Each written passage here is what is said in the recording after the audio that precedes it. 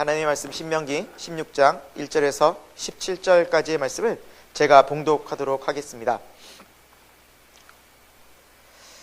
네, 구약 287쪽에 있습니다. 구약 287쪽에 있습니다. 아비벌을 지켜 내 하나님 여호와께 유월절을 행하라. 이는 아비벌에 내 하나님 여호와께서 밤에 너를 애굽에서 인도하여 내셨습니다. 여호와께서 자기의 이름을 두시려고 택하신 곳에서 소와 양으로 내 하나님 여호와께 유월절 제사를 드리되 유교병을 그것과 함께 먹지 말고 이래 동안은 무교병 곧 고난의 떡을 그것과 함께 먹으라. 이는 내가 애굽 땅에서 급히 나왔음이니 이같이 행하여 내 평생에 항상 내가 애굽 땅에서 나온 날을 기억할 것이니라. 그 이래 동안에는 내 모든 지경 가운데 누룩이 보이지 않게 할 것이요 또 내가 첫날 해질 때 제사 드린 고기를 밤을 지내 아침까지 두지 말 것이며 유월절 제사를 내 하나님 여호와께서 내게 주신 각 성에서 드리지 말고 오직 내 하나님 여호와께서 자기의 이름을 두시려고 택하신 곳에서 내가 애굽에서 나오던 시각 곧 초저녁 해질 때 유월절 제물을 드리고 내 하나님 여호와께서 택하신 곳에서 그 고기를 구워 먹고 아침에 내 장막으로 돌아갈 것이니라. 너는 엿새 동안은 무교병을 먹고 일곱째 날에 내 하나님 여호와 앞에 성회로 모이고 일하지 말지니라. 일곱 주를 셀지니 곡식에 낫을 대는 첫날부터 일곱 주를 세어 내 하나님 여호와 앞에 칠칠절을 지키되 내 하나님 여호와께서 내게 복을 주신 대로 내 힘을 헤아려 자원하는 예물을 드리고 너와 내 자녀와 노비와 내 성중에 있는 레위인과 및 너희 중에 있는 객과 고아와 과부가 함께 내 하나님 여호와께서 자기의 이름을 두시려고 택하신 곳에서 내 하나님 여호와 앞에서 즐거워할지니라. 너는 애굽에서 종되었던 것을 기억하고 그 규례를 지켜 행할지니라. 너희 타작마당과 포도주 틀에 소출을 거두어 드린 후에 이래 동안 초막절을 지킬 것이요 절기를 지킬 때에는 너와 내 자녀와 노비와 내 성중에 거하는 레위인과 객과 고아와 과부가 함께 즐거워하되 내 하나님 여호와께서 택하신 곳에서 너는 이래 동안 내 하나님 여호와 앞에서 절기를 지키고 내 하나님 여호와께서 내 모든 소출과 내 손으로 행한 모든 일에 복 주실 것이니 너는 온전히 즐거워할지니라. 너희 가운데 모든 남자는 1년에 3번 꼭 무교절과 칠칠절과 초막절에 내 하나님 여호와께서 택하신 곳에서 여호와를 배웁되 빈손으로 여호와를 배웁지 말고 각 사람이 내 하나님 여호와께서 주신 복을 따라 그 힘대로 드릴지니라. 아멘. 네, 오늘 하나님께서 주신 말씀으로 3대 절기의 영적 의미라는 제목으로 함께 말씀 나누도록 하겠습니다.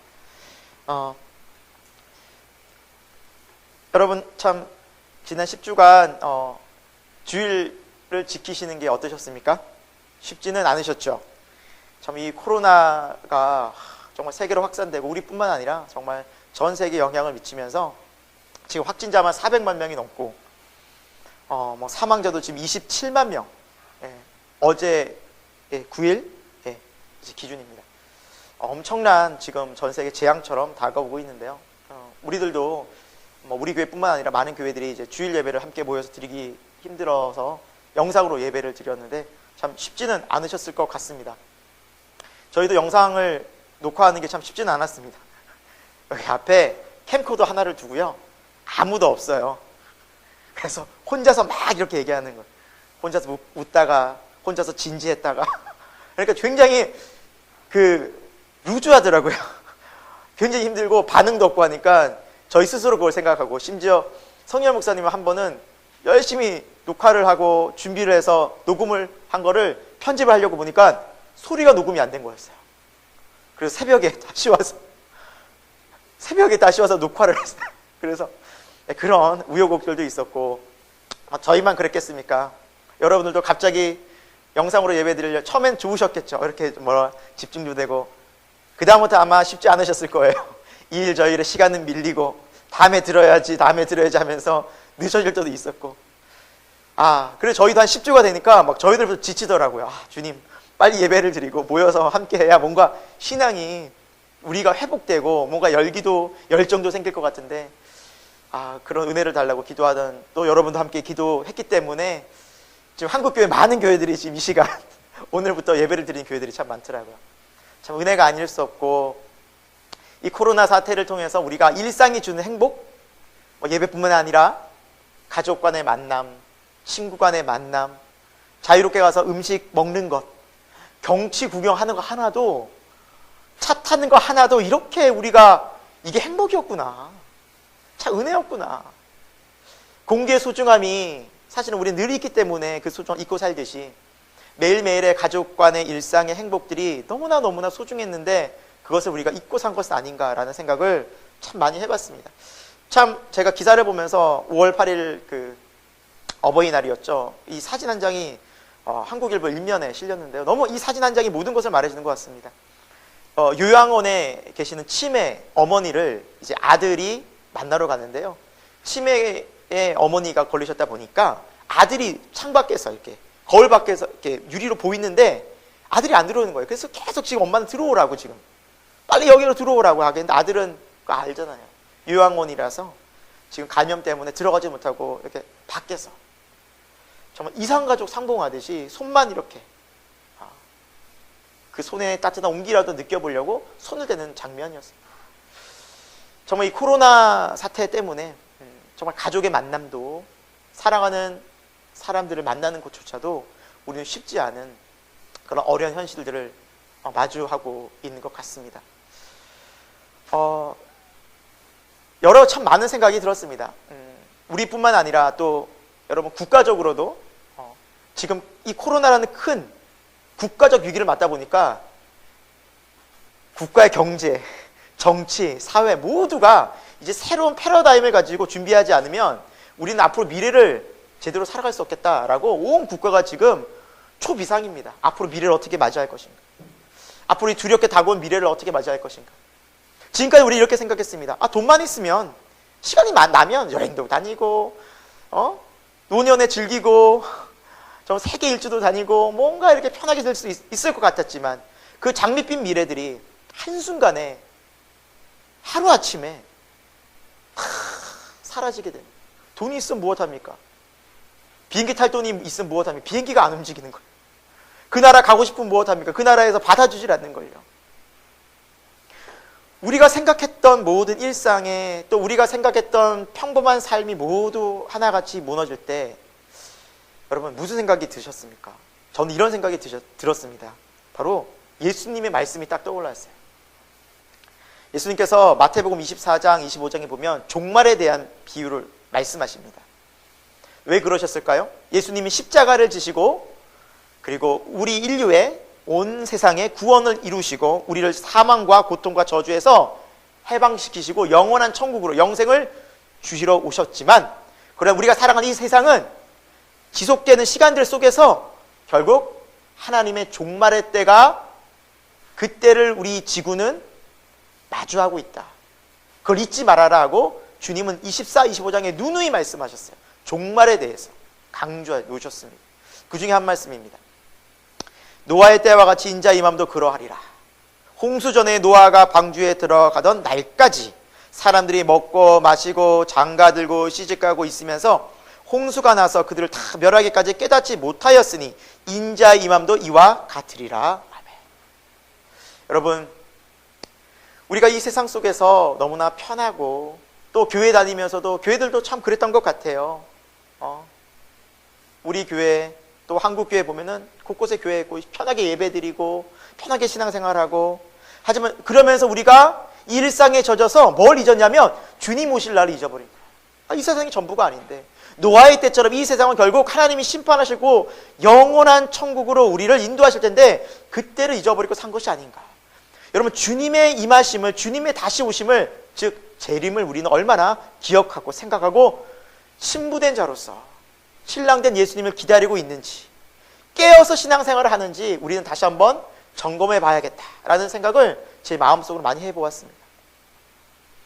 여러분 이 시간에 주신 하나님의 메시지는 그것이 아닐까 저는 생각이 듭니다. 이 세상 영원할 것 같고 계속 우리 행복을 줄 것 같지만 잠시 잠깐입니다. 노아의 방수가 그 예라는 것이. 노아의 홍수 때 하나님께서 노아를 통해서 온 세상을 구원할 방주를 만드셨지만 결국 사람들은 그것을 타지 않고 동물들만 탔습니다. 사람들은 그것을 무시했다는 것이. 경고를 무시하고 말씀을 무시하고 노아의 방수가 문 닫히던 그날까지도 하나님에 대해서는 조금도 생각하지 않았다는 거죠. 조금도 회개하지 않았다는 거죠. 여러분, 오늘날 이 시대도 전 마찬가지가 아닌가라는 생각이 듭니다.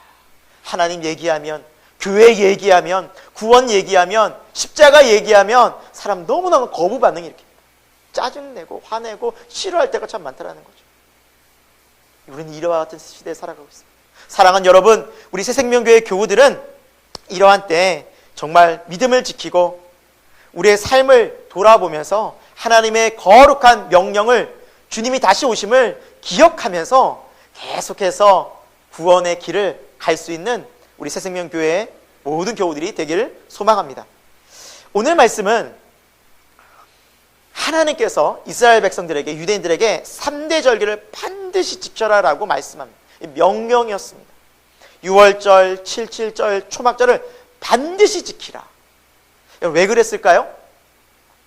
이스라엘 백성이 이제 출애굽을 해서 가나안 땅으로 들어가게 되면 가나안 땅에는 온갖 우상들이 가득한 거예요. 지난주 우리 영상 설계에도 제가 말씀드렸다시피 가나안 땅은 산에든 들에든 집에든 곳곳에 모든 우상들이 가득했습니다.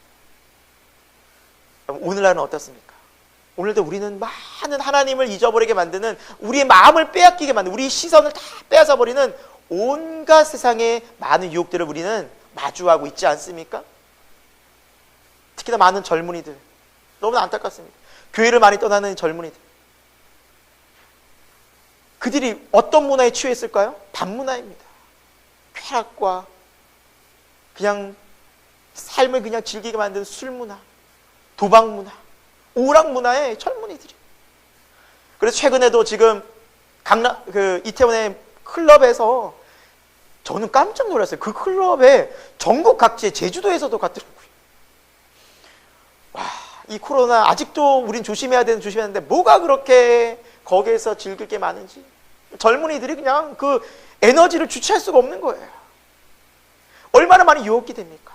여러분, 이 세상 문화가 우리를 그렇게 유혹하고 있는 거예요. 가나안도 마찬가지였습니다. 이스라엘 백성이 가나안 땅에 가면 그들은 가나안에서 그런 세속 문화에 바로 그냥 넘어질 것을 아셨기 때문에 하나님은 반드시 지켜라. 이 세 절기를 지키면서 너희는 나를 기억해라. 우상에 빠지지 말아라 라고 말씀해 주셨다는 거죠. 그런데 문제는 유대인들은 이것을 지킨다고 하지만 여러분, 우리는 이걸 안 지키잖아요. 오늘날 우리는 이걸 어떻게 해석해야 할까요?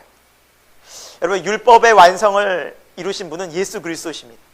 그래서 오늘은 이 세 절기가 예수 그리스도 안에 또 신약시대에 교회를 통해서 어떻게 영적으로 이 세 절기가 우리에게 해석되는지, 어떻게 이걸 우리가 이해해야 하는지, 하나님이 정말 왜 이 절기를 지키라고 하셨는지 그 본래의 의미, 예수 그리스도를 통해서 우리에게 재해석된 의미를 오늘 함께 배우려고 합니다. 여러분, 성경 읽다 보면 항상 곳곳에 걸려요. 6월절, 항상 이 7.7절, 초막절이 항상 걸리는데 오늘 유대인의 3대 절기를 어느 정도 정리하시는 또 시간도 될 수 있기를 소망합니다. 오늘 말씀 한번 들어가 보도록 하겠습니다. 먼저 첫 번째, 6월절은 예수님의 구원을 의미합니다. 오늘 2절과 3절 말씀인데요. 제가 읽어보도록 하겠습니다. 여러분, 눈으로 한번 읽어보시기 바랍니다. 여호와께서 자기 이름을 두시려고 택하신 곳에서 소와 양으로 내 하나님 여호와께 6월절 제사를 드리되 유교병을 그것과 함께 먹지 말고 이래 동안은 무교병 곧 고난의 떡을 그것과 함께 먹으라. 이는 내가 애굽 땅에서 급히 나왔음이니 이같이 행하여 내 평생에 항상 내가 애굽 땅에서 나온 날을 기억할 것이니라. 아멘.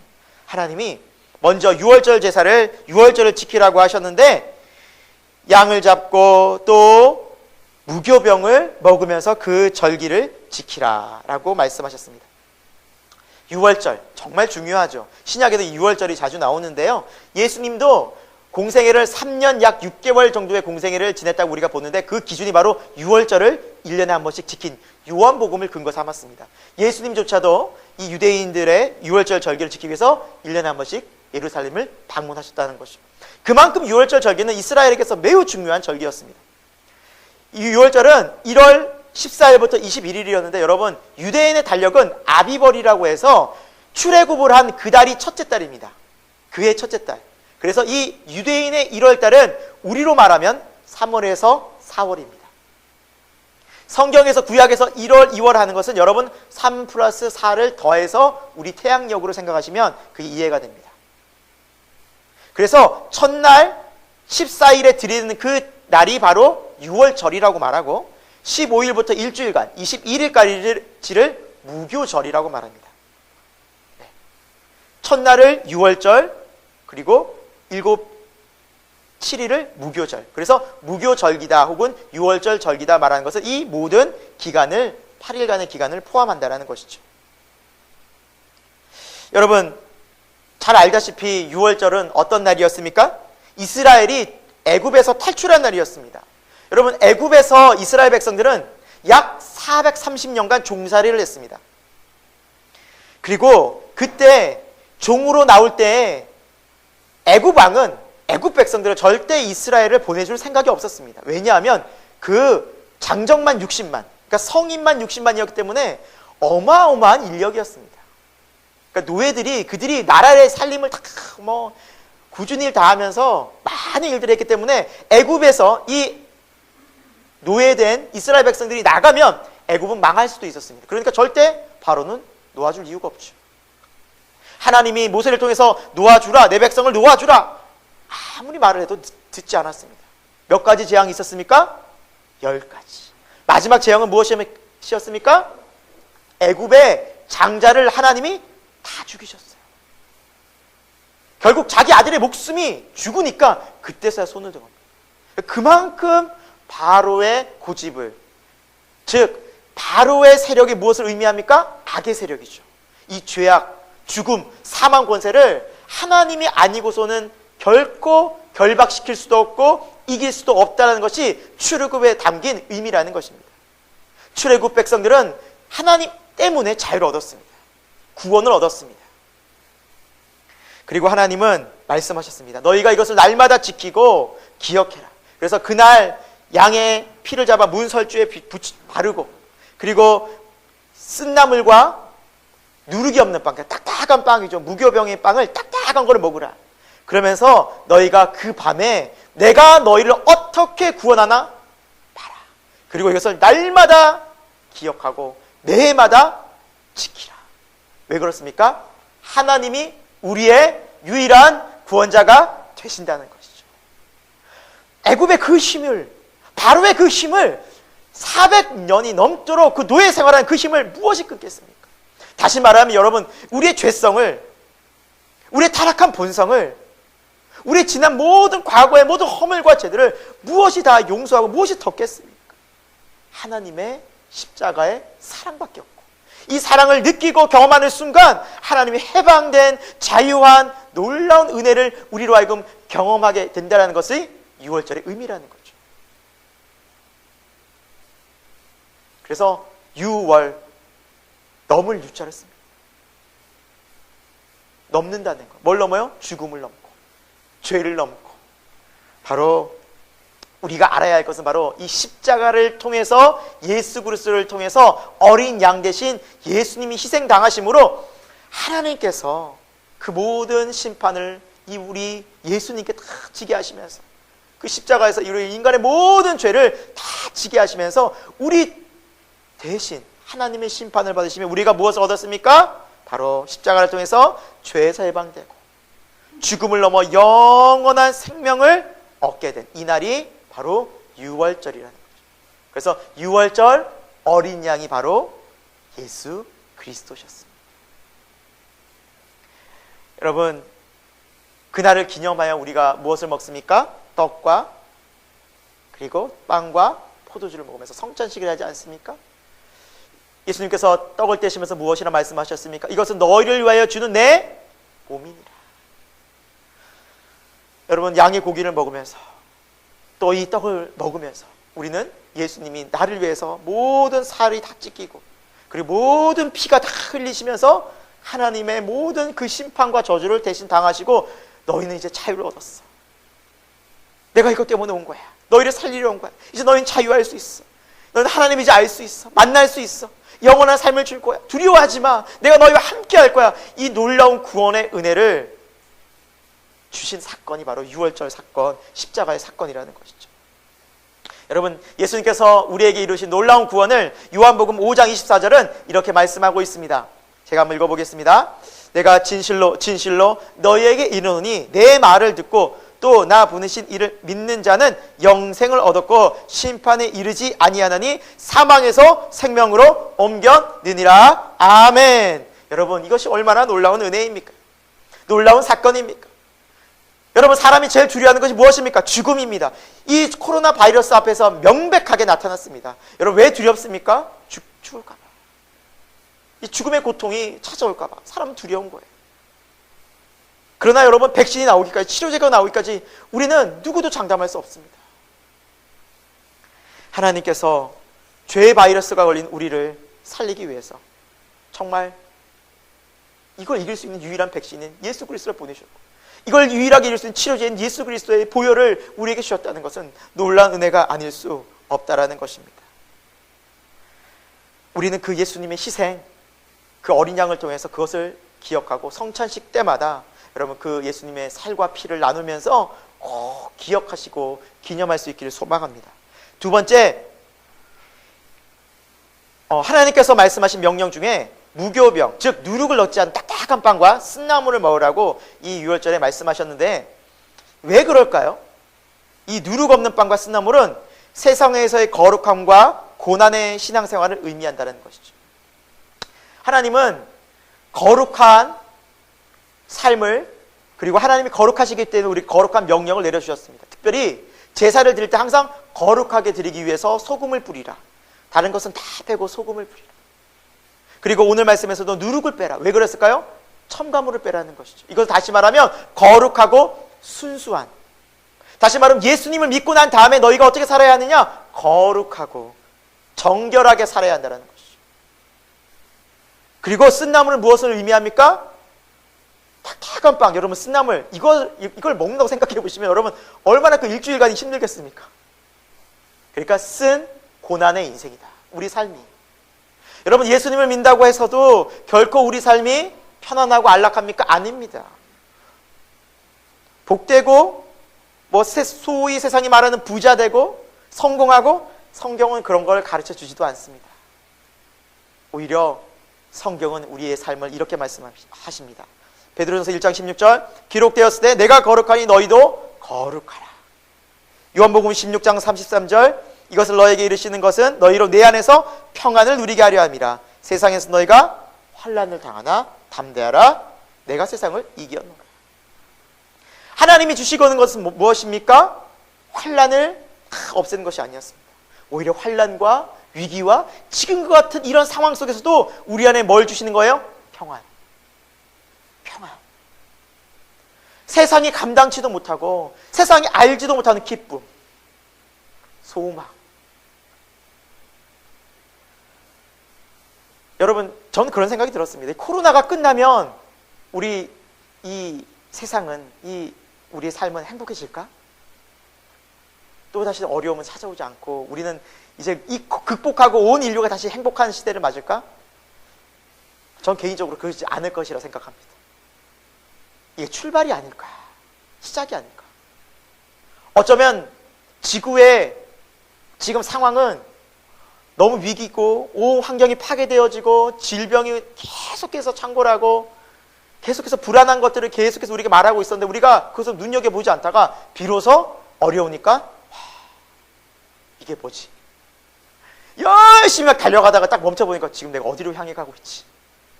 세상은 지금 어디로 가고 있는 거야? 지금 이게 뭐야? 라는 것을 비로소 보게 되지 않는가라는 생각이 듭니다. 여러분, 주님께서 주시는 십자가를 통해서 우리에게 주시는 것은 무엇입니까? 평안입니다. 여러분, 믿으시기 바랍니다. 지금 이러한 상황 속에서도, 이러한 환경 속에서도, 오늘 우리가 예배 속에서도 우리가 회복해야 될 것이 무엇입니까? 평안인 줄로 믿습니다. 여러분, 직장 생활에서 우리가 힘들게 계속해서 어려운 상황 가운데 또 있지 않습니까? 그곳에서 하나님의 놀라움, 이 평안의 은총이 저와 여러분에게 함께할 수 있기를 간절히 소망합니다. 여러분, 두려워하지 마시고 어려울 때, 힘들 때 기도하는, 하나님의 말씀을 다시 한번 귀 기울여 듣는, 주님을 경건하게 간절히 찾는 저와 여러분이 되어서 이 환난 속에서 하나님 말씀처럼 담대하라, 내가 세상을 이겼다, 두려워하지 말라, 내가 너와 함께 함이라 라는 주님이 우리와 동행하는 복된 인생이 펼쳐지길 소망합니다. 그것이 6월절의 의미였고요. 두 번째는 77절입니다. 이 77절은 성령의 은혜를 의미합니다. 우리 마스크를 꼈지만 한번 우리 요 중요하니까 한번 따라서 해볼까요? 77절은 성령의 은혜를 의미합니다. 네, 77절은 성령의 은혜를 의미합니다. 오늘 말씀 우리 10절, 11절 말씀을 제가 한번 읽어보도록 하겠습니다. 내 하나님 여호와 앞에 77절을 지키되 내 하나님 여호와께서 내게 복을 주신 대로 내 힘을 헤아려 자원하는 예물을 드리고 너와 내 자녀와 노비와 내 성중에 있는 레위인과 및 너희 중에 있는 객과 고아와 과부가 함께 내 하나님 여호와께서 자기의 이름을 두시려고 택하신 곳에서 내 하나님 여호와 앞에서 즐거워할지니라. 아멘. 77절을 지키라고 주님 다시 한번 말씀하시면서 그때는 온 힘을 다하여 뭘 드려요? 예물을 드려요. 예물도 어떤 예물? 자원하는 기쁨으로. 하나님 감사합니다. 하나님께서 내게 복을 주셨습니다. 하나님의 은혜였습니다. 모든 것이 하나님의 은혜입니다고 예물을 드리고 모든 사람이 종이든 그리고 뭐 객이든 또 뭐 고아든 뭐 과부든 모두가 함께 이 시간 차별 없이 하나님 안에서 다 즐거워하는 모두가 함께 즐거워한 날이 이 77절이었습니다. 77절은 어떤 절기일까요? 77 여러분 77에 49죠. 그래서 맞습니다. 일주일이 7번이다. 그래서 49일을 얘기합니다. 그래서 6월절을 지낸 후 이틀 뒤면 주일이거든요. 주일부터 이제 일주일 곱하기 7번 77에 49. 그래서 그날을 지키면서 49일 뒤 다시 맞는 그날을 77절이라고 다른 말로 오순절 50일이 지난 날 오순절 그리고 맥추절 보리 추수가 되는 그날이라고 해서 맥추절이라고 부르기도 합니다. 그래서 이날 6월절을 이틀 후에 그 주일날 첫 이삭을 하나님 앞에 드리면서 이 77절 절기가 이제 드려지게 되는데요. 남녀노소 종들도 모두 함께 예물을 드리고 하나님 앞에서 즐거운 날이란데 의미가 있습니다. 이 6월절을 지키고 이제 77절을 사람들이 이제 준비하면서 또 지내면서 유대인들이 이렇게 지냅니다. 근데 우리는 이렇게 안 지내지 않습니까? 그래서 이것은 우리에게 신약적으로 어떤 의미가 있을까요? 이 오순절의 영적 의미, 77절의 영적 의미는 이렇습니다. 여러분 구약에 하나님께서 이스라엘 백성을 출애굽시키시고 시내산에서 3개월 뒤에 율법을 받은 날이 바로 이 날입니다. 하나님 이날 율법을 주셨습니다. 너희가 세상을 하나님의 나의 백성을 어떻게 살아야 할지 그 귀한 율법을 주신 날이 이 77절이라는 거죠. 구약적으로. 신약에는 어떤 의미가 있을까요? 신약에는 여러분 잘 알다시피 사도행전 2장에 120명이 성령의 세례를 받습니다.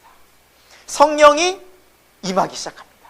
그래서 이방인들에게 임하고 그 이후로 교회가 세워지고 사도행전의 놀라운 역사가 쭉 이어지는 성령의 놀라운 새로운 바람이 들불처럼 샥 번지기 시작하는 사건이 바로 이 77절 오순절에 일어났던 일이었습니다.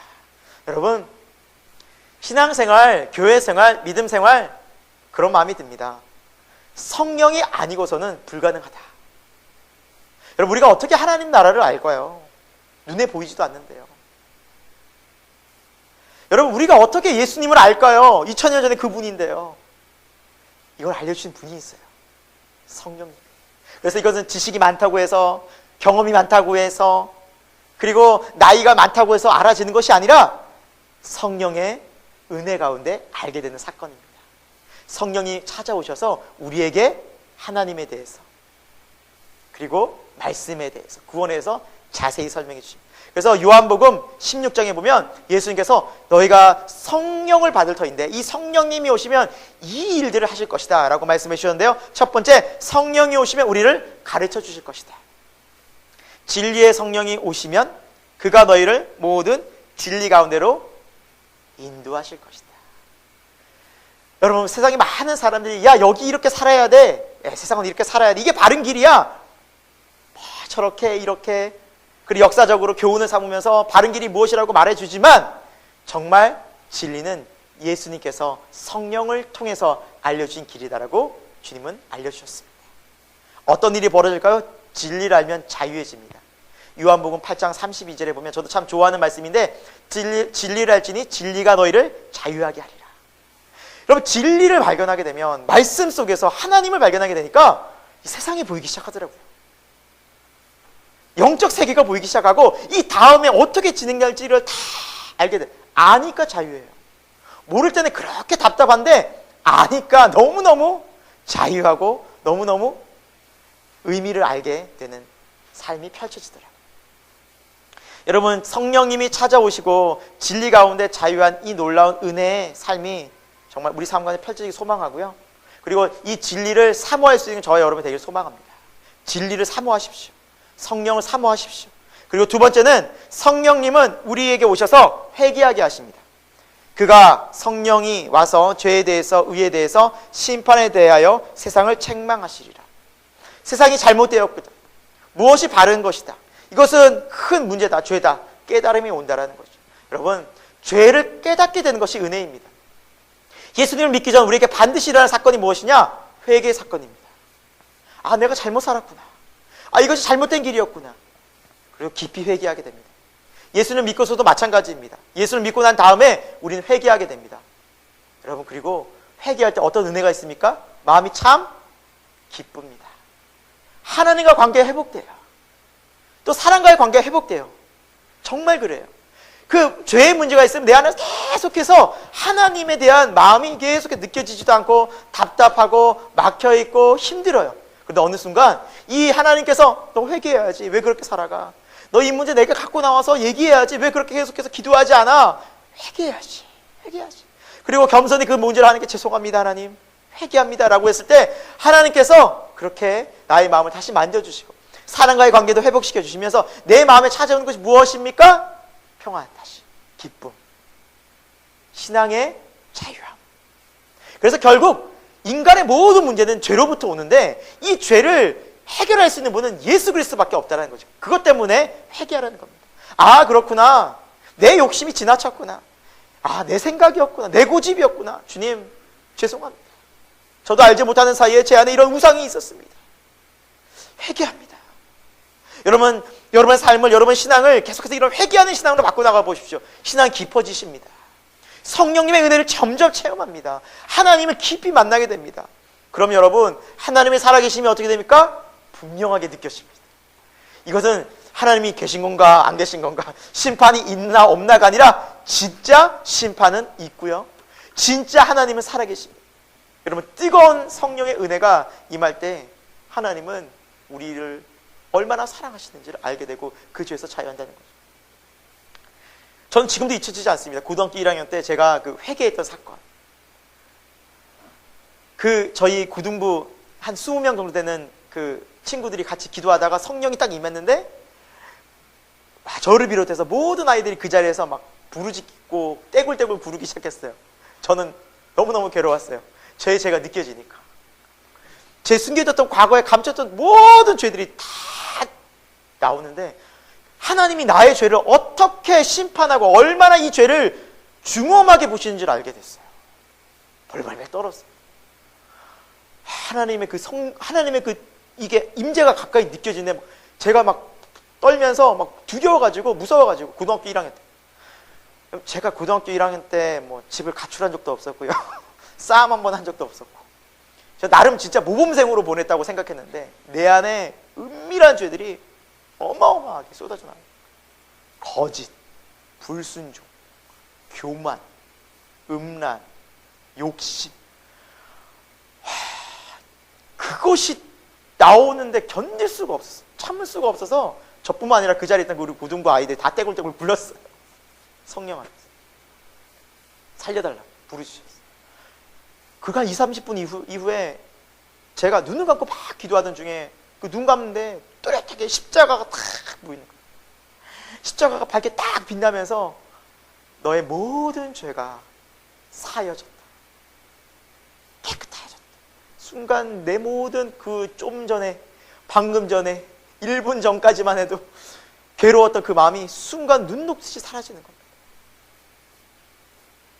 평안함이 찾아오는데 이 세상이 평안함이 줄 수 없는 그런 평안함, 기쁨, 감사함, 자유함이, 제가 일주일을 그렇게 살았어요. 일주일. 와, 이게 하늘의 평안이구나. 이게 회개구나. 여러분, 성령님은 정말 살아계시고 우리에게 임하십니다. 우리가 언제 어떻게 이 성령의 은혜를 경험할지 모릅니다. 그러나 중요한 것은 기도해야 된다는 것이죠. 기도의 자리에, 하나님을 찾고 무릎 꿇는 자리에 성령이 불같이 임하시고 성령이 바람같이 임하시면서 우리의 모든 속사람을 새롭게 하시면서 거듭났다는 확신시켜 주십니다. 여러분, 물론 이런 놀라운 뜨거운 경험을 하지 않았다고 해서 여러분 거듭나지 않았다라고 말할 수 없어요. 거듭났어요. 믿어요. 그런데 더 중요한 것은 여러분, 이 뜨거운 체험을 하면 확실해져요. 분명해져요. 명확해집니다. 뚜렷해집니다. 그런 놀라운 은혜가 저는 새생명교회에 임하기를 소망합니다. 여러분이 그런 뜨거운 성령의 하나님의 체험을 하셔서 죄가 얼마나 하나님이 싫어하시는 것인지, 의로운 삶이 무엇인지, 하나님이 심판하시는 두려운 하나님이신지를 명확히 하시면 내가 하나님을 의식하고 살 수밖에 없어요. 죄가 두려워서 함부로 지을 수가 없어요. 그 죄를. 하나님이 계시는데 성령님이 그 일을 하신다는 거예요. 세 번째, 성령님 우리에게 무엇을 주십니까? 소망과 위로를 주십니다. 그가, 성령님이 장래일을 너에게 알리시리라. 여러분, 하나님이 주시는 장래의 모든 미래는 뭐냐? 소망과 위로와 회복인 줄 믿으시기 바랍니다. 우리 정말 잘 되는 거예요, 여러분. 가장 잘 되는 겁니다. 잘 되는 것뿐만 아니라 가장 좋은 거예요. 그걸 주기 원하세요, 성령님은. 무엇보다 우리가 아프고 상처받은 마음, 세상에 찢기고 정말 어려운 마음들, 또 세상에 많은 문제들 갖고 나오지 않습니까? 여러분, 기도하십시오.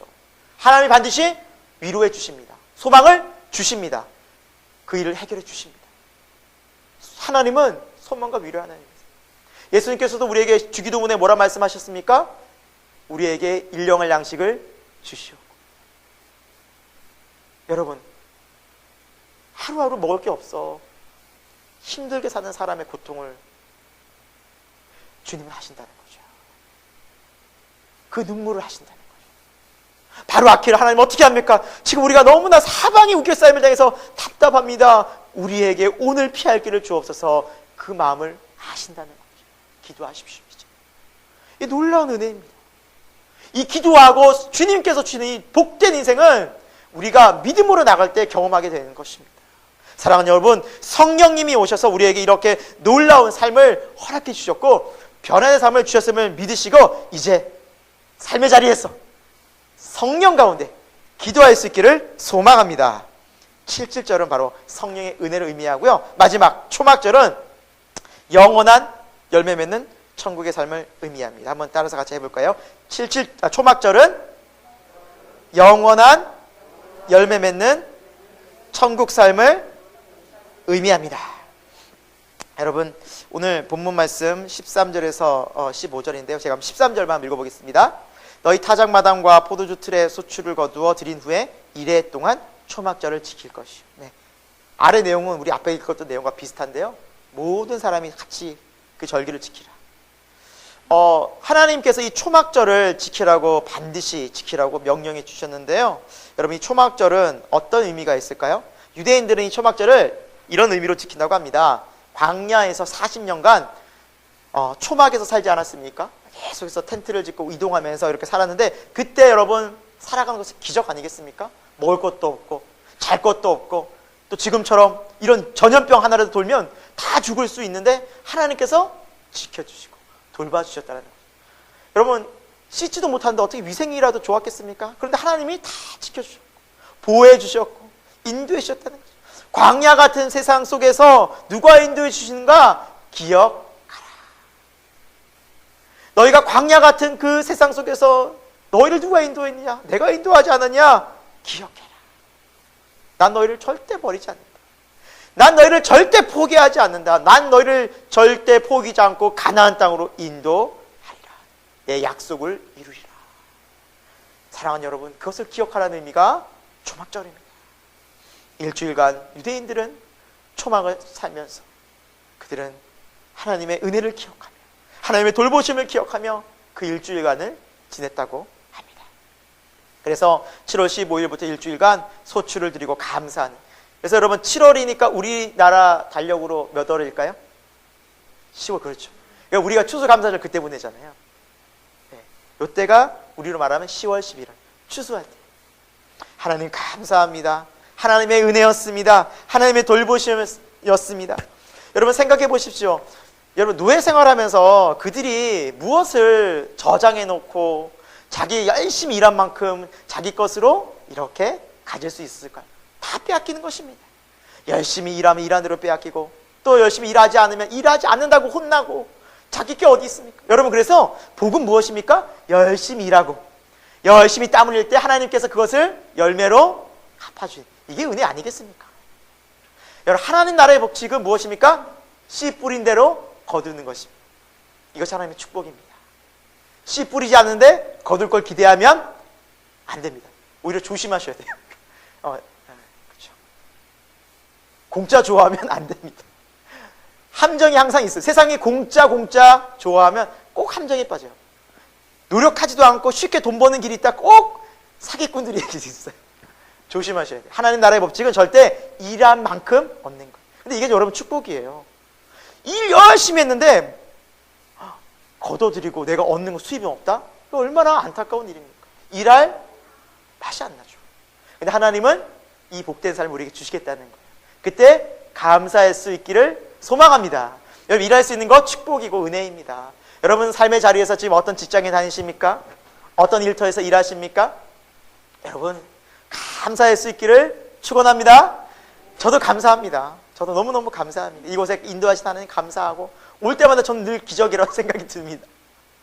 우리가 무슨 돈이 있다고 우리가 어떻게 이곳에서 어떤 상황도 아니었고 참 올 상황도 아니었는데 하나님 기가 막히게 인도해 주셨고, 저 에어컨 볼 때마다 늘 기억합니다. 이 에어컨 설치할 때요, 저희가 행사를 준비했었어요. 무슨 행사냐면은 창립 감사 예배를 준비하고 있었는데, 그때 더운 여름이었어요. 에어컨이 없는 거예요. 너무너무 여기 찜통같이. 그래서 하나님 어떻게 하면 이걸 가을로 연기해야 됩니까? 막 리더들이랑 상의했어요. 그리고 통장을 봤는데 한 3, 4만 원밖에 없었어요. 야, 이거 에어컨 어떻게 다나 알아보니까 몇백만 원이 드는 거예요. 그러던 중에 예기치 못한, 전혀 우리는 도움도 안 구했었는데 한 교회에서 500만 원을 헌금해 주셨어요. 우린 도와달라고 말하지도 않았어요. 저희 리더도 다 알 거예요. 그렇죠? 그때 깜짝 놀라지 않았어요? 그 믿음으로 사셔야 돼요. 하나님이 도와주신다니까. 우리 그거 잊으면 안 돼요. 우리는 또 어느 순간으로 다 잊어버릴 수 있어요. 영화 볼 때마다 하나님 기적이야, 이건 기적이야. 원하지도, 우린 바라지도 않았는데 하나님이, 와, 너무너무 깜짝 놀라요. 깜짝 놀라요. 그리고 무사히 그 일정을 잘 치렀습니다. 이런 일이 한두 번이 아니었습니다. 이곳 장소를 구한 것도, 인테리어 때도 그랬고. 와, 하나님이 도와주지 않으면 우리는 살 수 없구나. 여러분, 시당은 그거 점점 느끼는 거예요. 애굽 나와서 광야에서 어떻게 이스라엘 백성이 살아요? 못 살아요, 여러분. 상식적으로 불가능해요. 여러분, 지금 세상이 참 살기 어렵습니다. 정말 살기 힘듭니다. 정말 여러분 삶의 자리에서 열심히 노력하시고 정말 땀 흘리고 일하시는 거 정말 대단하십니다. 정말 세상이 정말 살기 힘들더라고요. 그런데 그걸 살아갈 수 있어요. 너무 여러분이 혼자서 어깨짐질 필요 없어요. 누가 도와주세요? 하나님. 이거 기억하라는 거죠. 내가 너 인도할 거야. 구름기둥, 불기둥 내가 보낼 거야. 너무 두려워하지 마. 사랑하는 여러분, 하나님은 이 땅 가운데 우리가 소출을 얻게 하십니다. 살아갈 수 있도록 하십니다. 그런데 예수 그리스도를 통해서 신약시대의 성령님을 통해서 우리는 한 걸음 더 나아가서 이 초막절의 진짜 의미를 알아야 되는데, 그것은 뭐냐? 우리에게 이 세상에서 보이는 열매뿐만 아니라 영원한 영적 열매, 우리가 영원히 가질 수 있는 영적 열매가 무엇인지를 알아야 된다는 것이죠. 그래서 우리는 이 세 가지를 좀 기억해 보려고 합니다. 첫째, 성령의 열매를 맺어갑니다. 어떤 열매요? 성령의 열매. 예수님을 믿으면요, 너무너무 감사한 게 성품이 바뀌더라고요. 저도 이게 너무너무 감사했어요. 저밖에 모르던 어린 시절, 자라면서도 그랬거든요. 항상 욕심 부리고 다 가지려고 하고 속이고. 저는 기억도 하지 못하는데 가끔씩 그 명절 때 모이면 사촌 누나 제가 그 볼을 꼬집었다 그랬나 막 핥혔대요. 저 기억도 안 나는데 사촌 누나는 계속 그 얘기를, 큰어머니는 계속 그 얘기를, 심하게 핥혔나 보죠. 살이 떨어져 나가게. 얘가 그 정도로 악했나 봐요. 근데 저는 기억이 안 나거든요. 그래서 내가 어린 시절에 그렇게 참 사람이 아니었구나. 너무 심했구나. 그런 생각이 드는데 정말 이런 강팍함, 세상에 대한 욕심, 막 이기심으로 가득 똘똘 뭉쳤던 제가 예수님 믿으면서 변화됐다는 게 너무 감사해요. 성령의 열매가 맺혔기 때문이죠.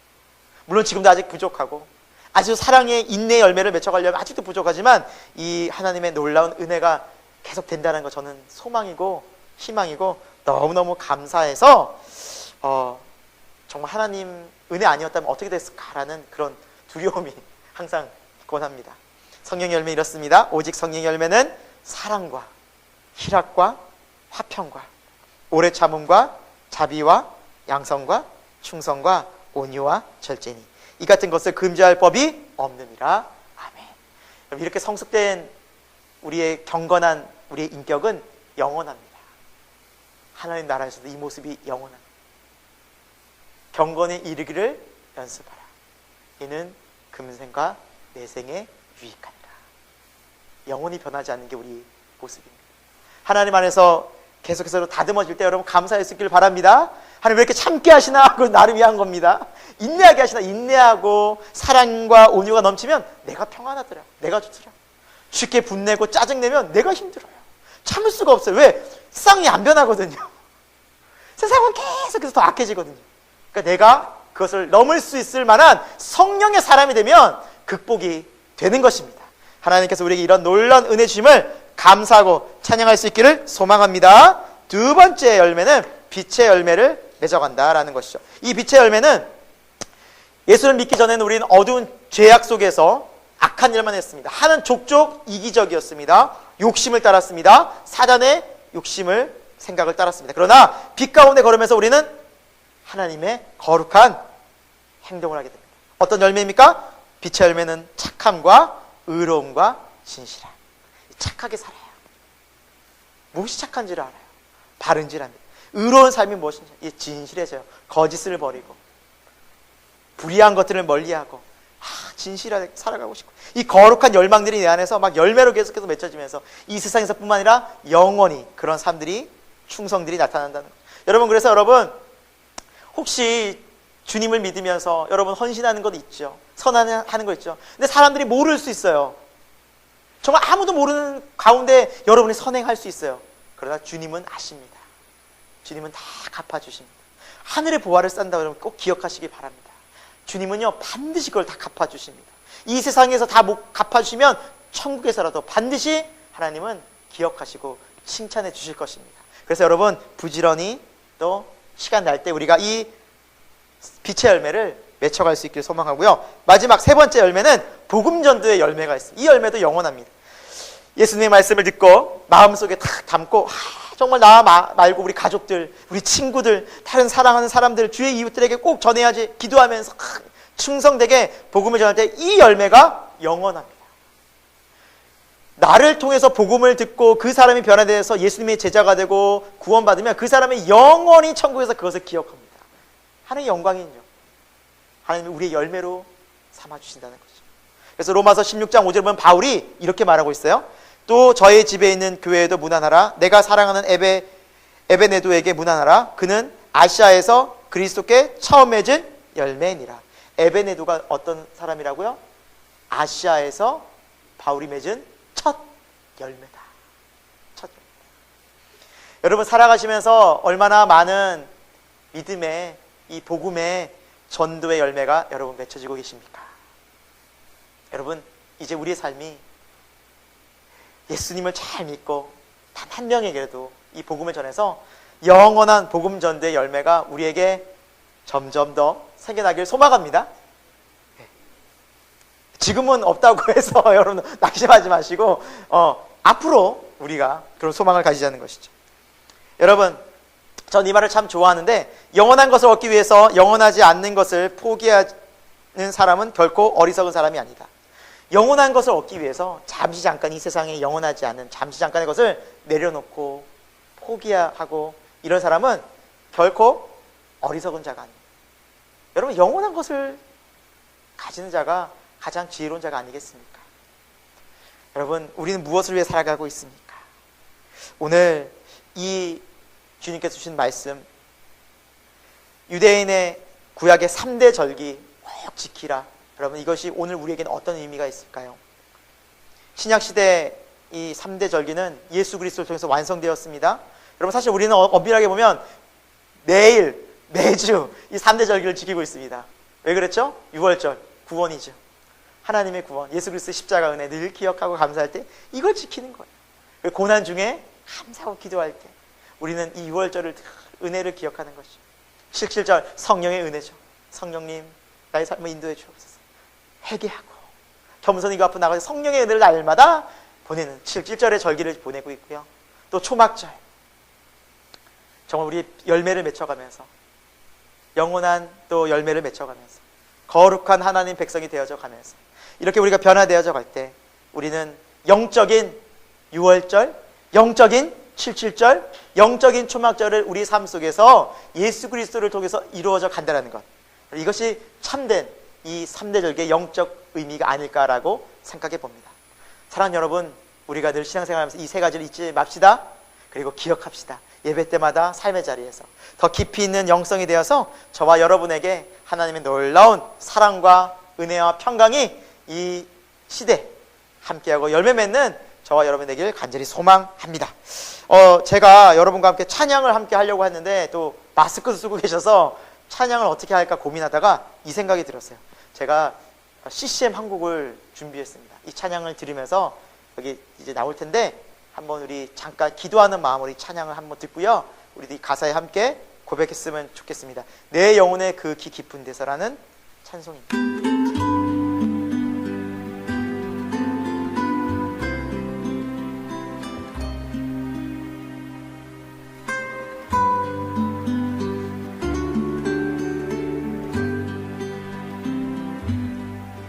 내 영혼의 그 깊은 데서 맑은 가락이 울려나네. 하늘 곡조가 언제나 흘러나와 내 영혼을 고이 싸네.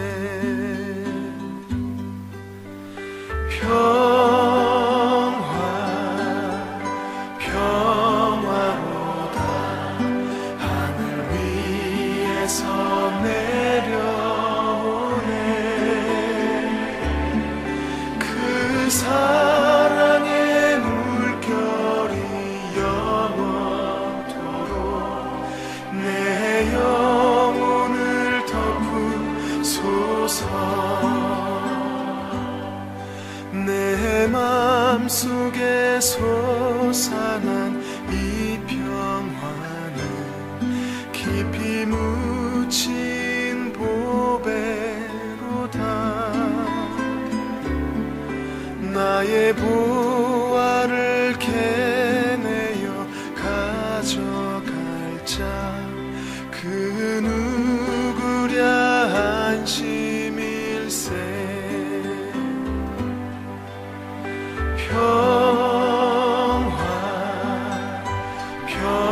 평화로다. 하늘 위에서 내려오네. 그 사랑의 물결이 영원토록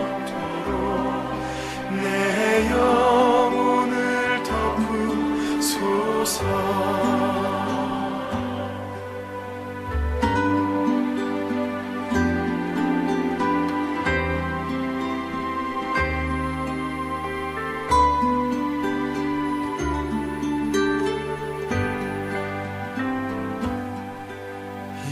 땅 위에 험한 길 가는 동안 참된 평화가 어디 있나. 우리 모두 다 예수를 친구 삼아 참 평화를 누리겠네.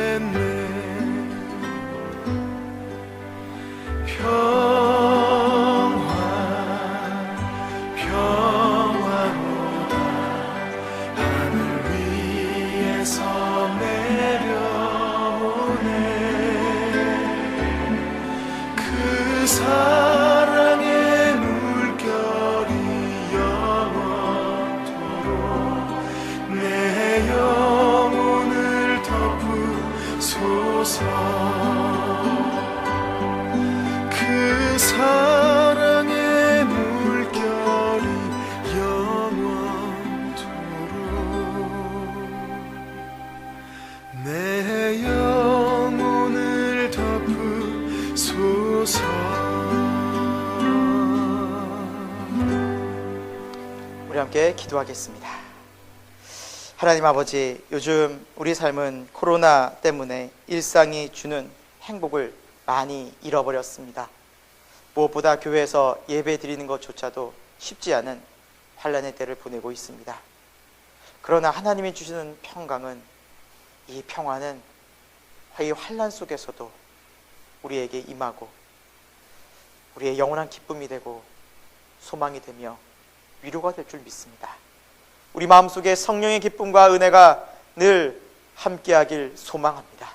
이 믿음으로 이 세상을 승리할 수 있도록 인도하여 주옵소서. 예수님의 십자가 능력은 이 세상의 모든 유혹을 이기고 우리로 하여금 넉넉히 승리하게 할 줄 믿습니다. 매 순간마다 주님을 찾고 기도하고 말씀과 찬양 속에서 하나님과 동행하는 거룩한 삶이 되게 인도하여 주옵소서. 또한 우리의 삶이 죄로 넘어졌다 할지라도 우리를 변함없이 사랑하시는 하나님을 의지하고 회복시켜 주시는 하나님 앞에 나아가는 거룩한 은혜가 있게 하여 주옵소서. 세상이 힘들고 고통스럽고 어렵다고 해서 낙심하고 좌절하고 염려한 인생이 되지 말게 하시고 오히려 이제 주 안에서 감사하고 소망을 품고 사는 한 주간이 되게 하여 주옵소서. 이 시간 하나님 앞에 나오면서 우리의 몸과 마음을 드려 귀한 헌금을 드립니다. 우리의 정성과 마음을 기쁘게 받아 주옵소서. 그리고 우리가 언제나 우리의 물질과 인생의 주인이 하나님이신 것을 잊지 않고 살아가는 믿음이 되게 하여 주옵소서. 특별히 하나님 아버지, 우리 어린이들을 기도합니다. 이 힘든 세상, 어려운 세상 속에서 믿음으로 잘 성장하게 하시고 몸도 마음도 강건하게 지켜 보호하여 주옵소서. 예수 그리스도의 이름으로 기도하옵고 지금은 우리 주 예수 그리스도의 놀라우신 은혜와 하나님 아버지의 영원하신 사랑하심과 성령 하나님의 감화 감동 역사하심이 오늘도 하나님 안에서 하나님을 기쁘게 예배하고 하나님의 참 주인 되심 인정하며 하나님의 동행하심을 다시 한번 간절히 소망하고 이 어려운 시대를 살아가기 소망하는 우리 새생명교회 모든 교우들과 지금도 고통받고 어려움 속에는 온 세상 많은 민족들 가운데 지금부터 영원토록 함께 하시기를 간절히 축원하옵나이다. 아멘.